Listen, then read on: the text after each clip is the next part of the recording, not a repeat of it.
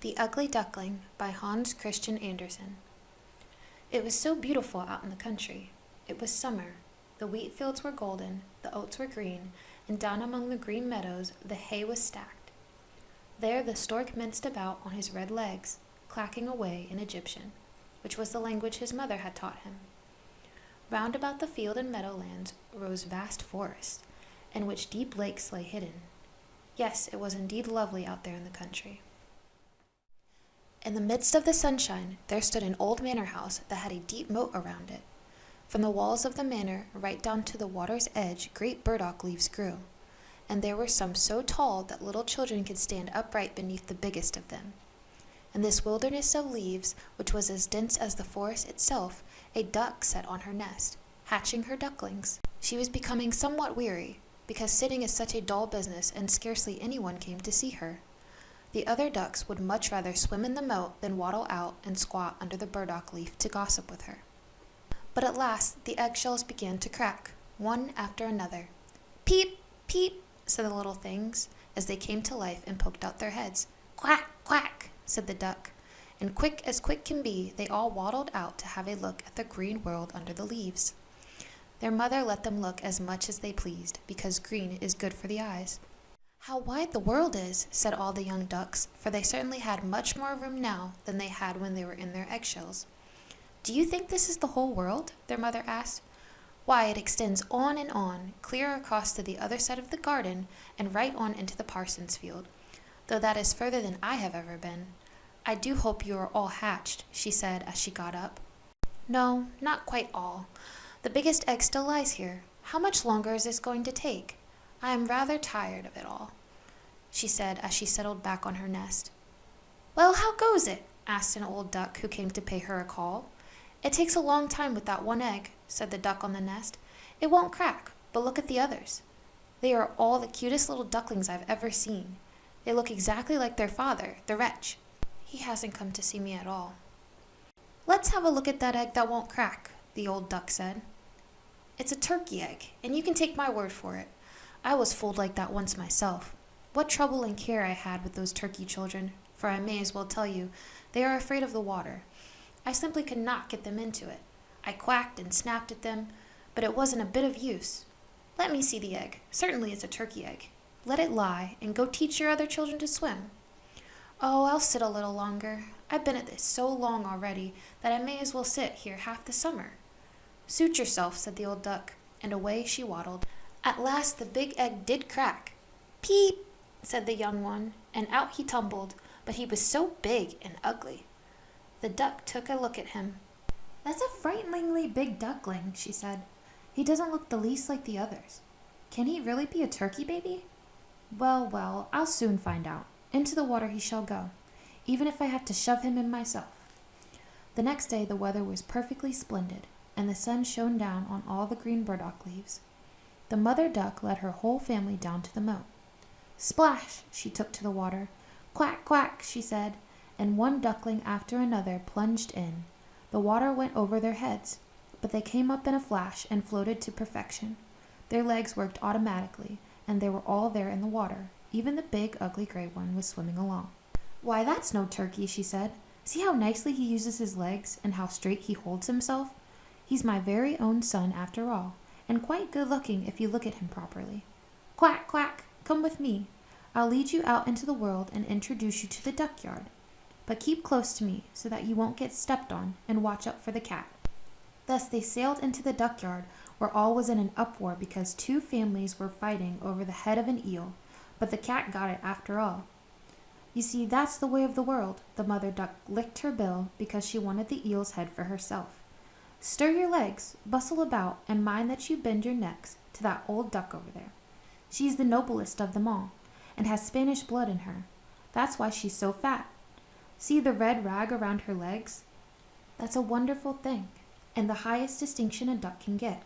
It shows that they don't want to lose her, and that she's to have special attention from man and beast. Shake yourselves. Don't turn your toes in. A well-bred duckling turns his toes way out, just as his father and mother do. This way. So then, now duck your necks and say, 'Quack!'" They did as she told them, but the other ducks around them looked on and said right out, "See here, Must we have this brood too, just as if there weren't enough of us already? And fie, what an ugly-looking fellow that Duckling is. We won't stand for him." One duck charged up and bit his neck. "Let him alone," his mother said. "He isn't doing any harm." "Possibly not," said the duck who bit him, "but he's too big and strange, and therefore he needs a good whacking." "What nice-looking children you have, mother," said the old duck with the rag around her leg. "They are all pretty, except that one. He didn't come out so well. It's a pity you can't hatch him again." "That can't be managed, your ladyship," said the mother. "He isn't so handsome, but he's as good as can be, and he swims just as well as the rest, or, I should say, even a little better than they do. I hope his looks will improve with age, and after a while he won't seem so big. He took too long in the egg, and that's why his figure isn't all that it should be." She pinched his neck and preened his feathers. "Moreover, he's a drake, so it won't matter so much. I think he will be quite strong, and I'm sure he will amount to something." "The other ducklings are pretty enough," said the old duck. "Now make yourselves right at home, and if you find an eel's head you may bring it to me." So they felt quite at home, but the poor duckling who had been the last out of his egg, and who looked so ugly, was pecked and pushed about and made fun of by the ducks and the chickens as well. "He's too big," said they all. The turkey gobbler, who thought himself an emperor because he was born wearing spurs, puffed up like a ship under full sail, and bore down upon him, gobbling and gobbling, until he was red in the face. The poor duckling did not know where he dared stand, or where he dared walk. He was so sad because he was so desperately ugly, and because he was the laughing-stock of the whole barnyard. So it went on the first day, and after that things went from bad to worse. The poor duckling was chased and buffeted about by everyone. Even his own brothers and sisters abused him. "Oh," they would always say, "how we wish the cat would catch you, you ugly thing." And his mother said, "How I do wish you were miles away." The ducks nipped him, and the hens pecked him, and the girl who fed them kicked him with her foot. So he ran away, and he flew over the fence. The little birds in the bushes darted up in a fright.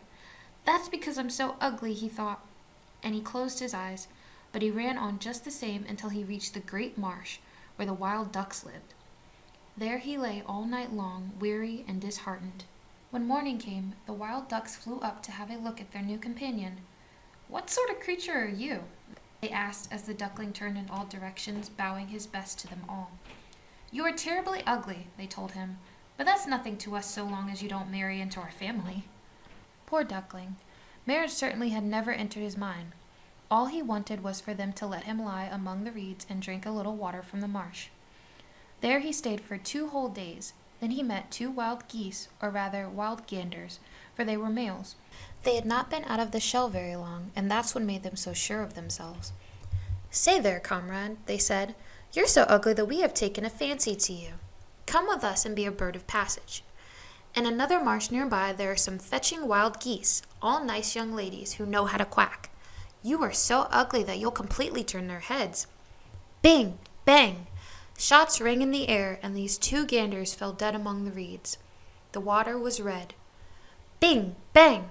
The shots rang, and as whole flocks of wild geese flew up from the reeds, another volley crashed. A great hunt was in progress. The hunters lie under cover all around the marsh, and some even perched on branches of trees that overhung the reeds. Blue smoke rose like clouds from the shade of the trees and drifted far out over the water. The bird dogs came, splash, splash, through the swamp, bending down the reeds and the rushes on every side. This gave the poor duckling such a fright that he twisted his head about to hide it under his wing. But at that very moment a fearfully big dog appeared right beside him.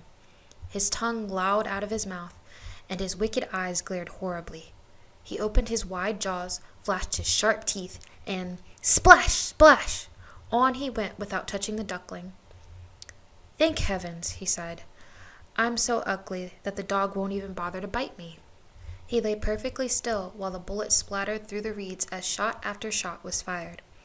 It was late in the night before things became quiet again, and even then the poor duckling didn't dare move. He waited several hours before he ventured to look about him, and then he scurried away from that marsh as fast as he could. He ran across field and meadows. The wild was so strong that he had to struggle to keep his feet. Late in the evening he came to a miserable little hovel, so ramshackle that it did not know which way to tumble, and that was the only reason it still stood. The wind struck the duckling so hard that the poor little fellow had to sit down on his tail to withstand it. The storm blew stronger and stronger, but the duckling noticed that one hinge had came loose, and the door hung so crooked that he could squeeze through the crack into the room, and that's just what he did. Here lived an old woman with her cat and her hen. The cat, whom she called Sunny, could arch his back, purr, and even make sparks, though for that you had to stroke his fur the wrong way. The hen had short little legs, so she was called Chicky Shortleg. She laid good eggs, and the old woman loved her as if she had been her own child. In the morning they were quick to notice the strange duckling. The cat began to purr, and the hen began to cluck. What on earth? The old woman looked around, but she was short-sighted, and she mistook the duckling for a fat duck that has lost his way. That was a good catch, she said. Now I shall have duck eggs, unless it's a drake. We must try it out. So the duckling was tried out for 3 weeks, but not one egg did he lay. In this house the cat was master, and the hen was mistress. They always said, "We and the world," for they thought themselves half of the world, and much the better half at that. The duckling thought that there might be more than one way of thinking, but the hen would not hear of it. "Can you lay eggs?" she asked. "No." "Then be so good as to hold your tongue." The cat asked, "Can you arch your back, purr, or make sparks?" "No."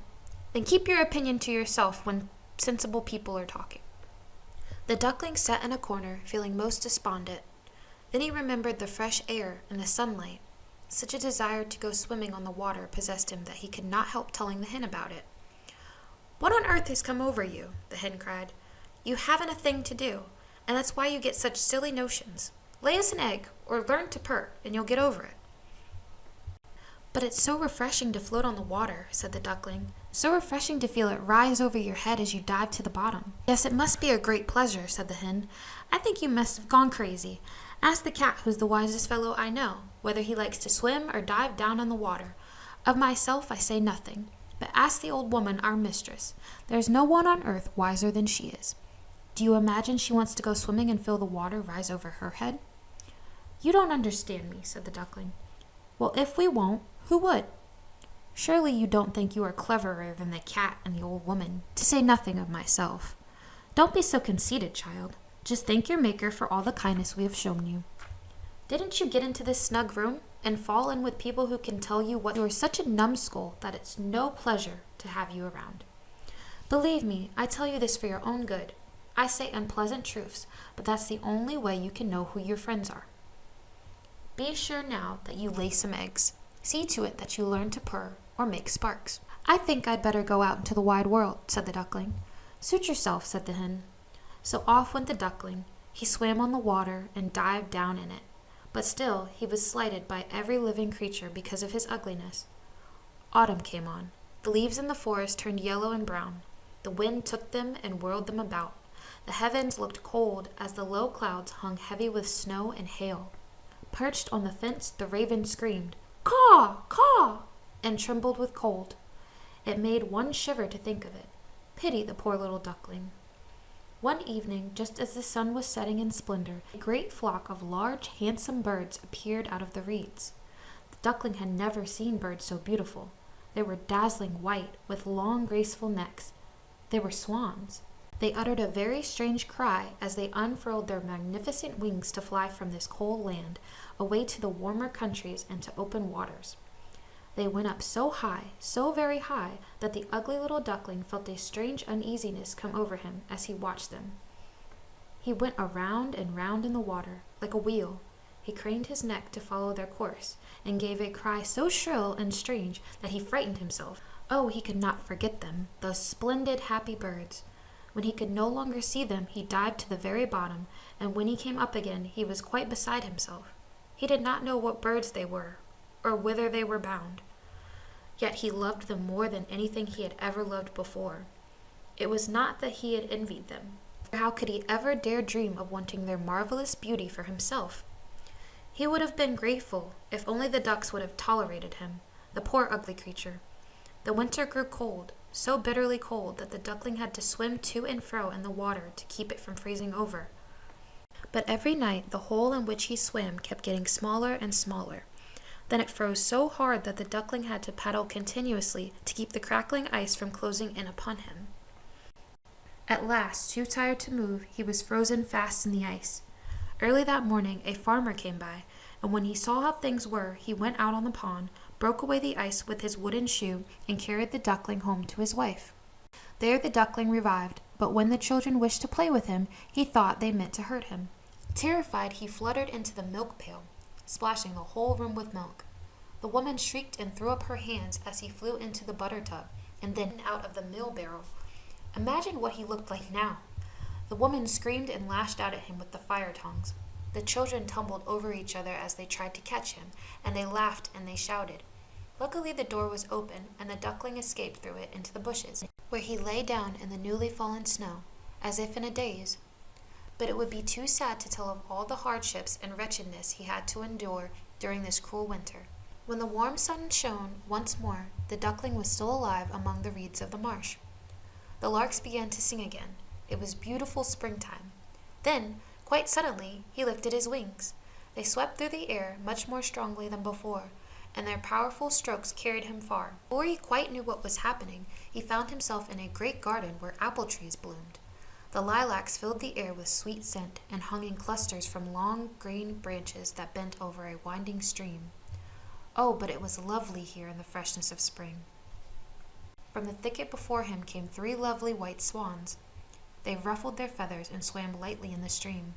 The duckling recognized these noble creatures, and a strange feeling of sadness came upon him. I shall fly near these royal birds, and they will peck me to bits, because I, who am so very ugly, dare to go near them. But I don't care. Better be killed by them than to be nipped by the ducks, pecked by the hens, kicked about by the hen-yard girl, or suffer such misery in winter. So he flew into the water and swam toward the splendid swans. They saw him and swept down upon him with their rustling feathers raised. "Kill me," said the poor creature, and he bowed his head down over the water to wait for death. But what did he see there mirrored in the clear stream? He beheld his own image, and it was no longer the reflection of a clumsy, dirty, gray bird, ugly and offensive. He himself was a swan. Being born in a duckyard does not matter, if only you are hatched from a swan's egg. He felt quite glad that he had come through so much trouble and misfortune, for now he had a fuller understanding of his good fortune and of beauty when he met with it. The great swans swam all around him and stroked him with their bills. Several little children came into the garden to throw grain and bits of bread upon the water. The smallest child cried, "Here's a new one!" and the others rejoiced. "Yes, a new one has come." They clapped their hands, danced around, and ran to bring their father and mother. And they threw bread and cake upon the water, while they all agreed, "The new one is the most handsome of all. He's so young and so good-looking." The old swans bowed in his honor. Then he felt very bashful and tucked his head under his wing. He did not know what this was all about. He felt so very happy, but he wasn't at all proud, for a good heart never grows proud. He thought about how he had been persecuted and scorned, and now he heard them all call him the most beautiful of all beautiful birds. The lilacs dipped their clusters into the stream before him, and the sun shone so warm and so heartening. He rustled his feathers, and he cried out with full heart, "I never dreamed there could be so much happiness when I was the ugly duckling." The end. I hope you enjoyed today's story. Please subscribe and I will try to get some more videos out. Thank you.